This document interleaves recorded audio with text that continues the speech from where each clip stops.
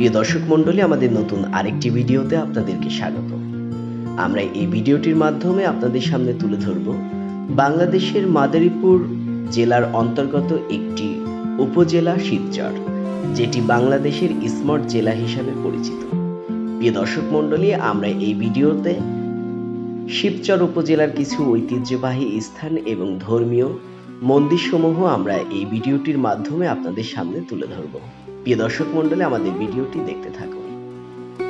এটি ঢাকা বিভাগের অধীনে মাদারীপুর জেলার 4টি উপজেলার মধ্যে একটি।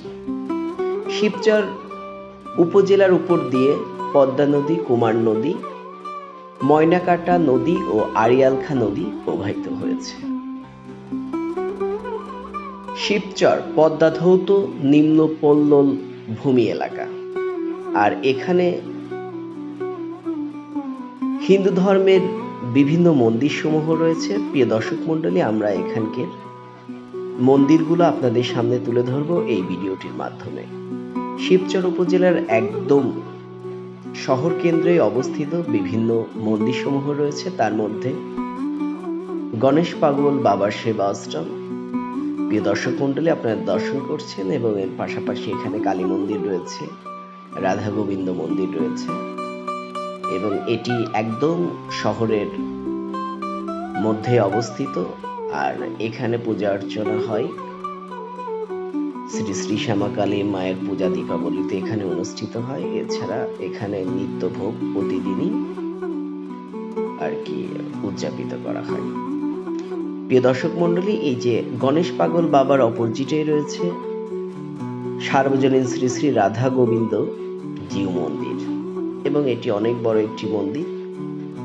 আর এটা হচ্ছে রাধা গোবিন্দ নিউ টেম্পল, অর্থাৎ নতুন একটি মন্দির করা হয়েছে।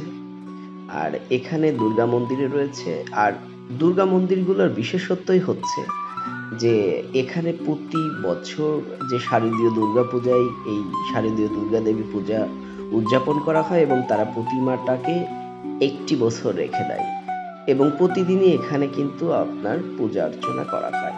আর একটি নাথ মন্দির রয়েছে, এবং আপনার অজিত কুমার সাহার এই মন্দিরটি নির্মাণ করেছেন। এবং বৈশাখ মাসের 1 তারিখ হতে 7 তারিখ পর্যন্ত বিশ্বের সকল জীবের কল্যাণের জন্য এখানে মহানাম সংকীর্তন অনুষ্ঠিত হয়। প্রিয় দর্শক মণ্ডলী, এই শিবচর উপজেলাটি আপনার ব্রিটিশ শাসন আমলেই 1930 সালে শিবচর থানা প্রতিষ্ঠিত হয়। বাংলাদেশ স্বাধীনতা লাভের পরে 1983 সালে শিবচর থানাকে উপজেলায় উন্নীত করা হয়। বাংলাদেশের জাতীয় সংসদ নির্বাচনে শিবচর উপজেলার সংসদীয় আসন মাদারীপুর 1।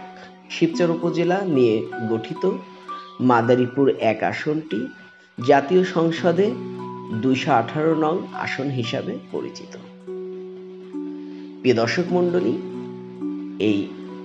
এখানে শিবশঙ্কর নামে একজন ধার্মিক ব্যক্তি এই অঞ্চলে বসবাস করতেন, এবং তিনি ধর্মীয়ভাবে হিন্দু সম্প্রদায় হলেও তিনি সকল ধর্মের মানুষের কাছে জনপ্রিয় ছিলেন, এবং তিনি ছিলেন দেবদেবীর একজন উপাসক হিসাবে প্রসিদ্ধ ব্রাহ্মণ ছিল, এবং তার নাম অনুসারেই এই শিবচর নামকরণ করা হয়। আর এটি আপনার অনেক পুরাতন একটি কালী মন্দির, যেটা আপনারা খেয়াল করেছেন খ্রিস্টপূর্ব 332 শতকে প্রতিষ্ঠিত। আর এটি মূল বাজারের মধ্যে একটি মন্দির, এবং এখানে দুর্গা মন্দির রয়েছে, রাধা গোবিন্দ মন্দির রয়েছে, কালী মন্দির, এবং শ্রী শ্রী বাবা লোকনাথ মন্দির রয়েছে। এবং এখানেও কিন্তু আপনার প্রতিদিনই ঠাকুরের পূজা অর্চনা করা হয়। এটি রাধা গোবিন্দ মন্দির। শিবচরের জনগণের প্রধান আয়ের উৎসই কিন্তু, প্রিয় দর্শক মণ্ডলী, কৃষির সাথে জড়িত প্রায় 63.95।